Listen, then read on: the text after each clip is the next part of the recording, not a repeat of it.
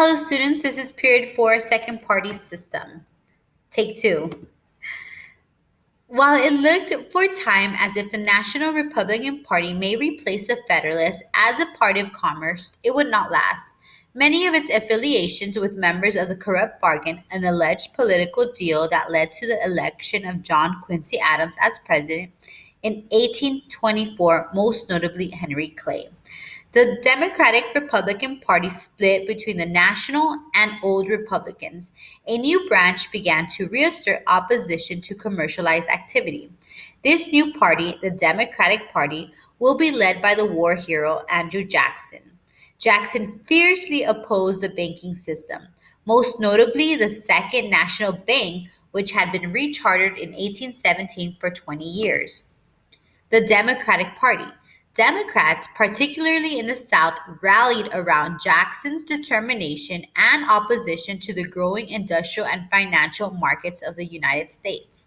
Jackson was a firm believer in the Jeffersonian ideal of agrarian-based lifestyle and land ownership, and in 1837 he vetoed the rechartering of the Second National Bank, a decision that contributed to the following economic downturn in the panic in 1837.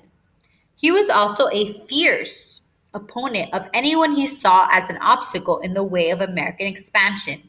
He had a reputation of being an aggressive and confrontational leader in the face of opposition, such as his actions and attitudes against the British in the War of 1812 in the Spanish Florida. Jackson was especially harsh in his treatment of Indians, which he saw as an obstacle to American civilization and expansion. In Northwest Territories and Southeastern Territories of the United States, Jackson employed the U.S. Army on several occasions to clear the way to remove the previously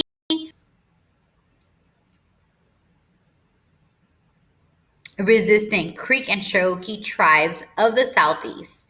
Jackson and the Democrats passed the Indian Removal Act of 1830. This act removed Cherokee and Creek tribes from their ancestral lands onto the Indian Territory of Oklahoma in the Midwest. But many of the tribes peacefully resisted, thus promoting Jackson's use of the U.S. Army in March to the Midwest. This forced march resulted in the suffering and death of many young, old, and sick Cherokee and has since been known as the Trail of Tears. The Whig Party. In opposition to the Jacksonian Democratic Party, many national Republicans and others formed the Whig Party in the early 1830s. The Whig Party supported industrialization and commercialization, particularly in the northern states. Many Whigs were proponents of Henry Clay's American system, which advocated tariffs and protections to promote the growth of the domestic industry.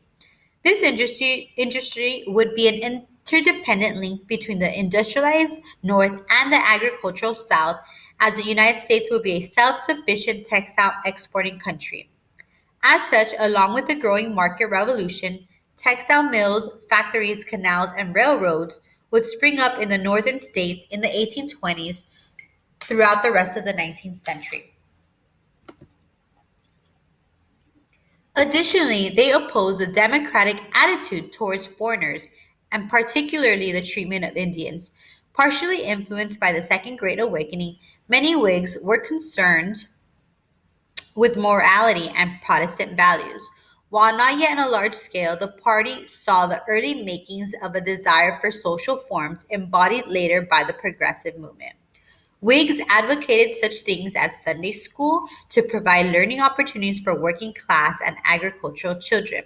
They also opposed alcoholism, particularly in its impact to the lower classes, the Indians, and initiated the temperance movement. As such, rising his reaction to the growing Democratic Party, the second party system was defined by the tensions and competition between the Democratic Party and the Whig Party from the 1830s to the 1850s. Thank you, students.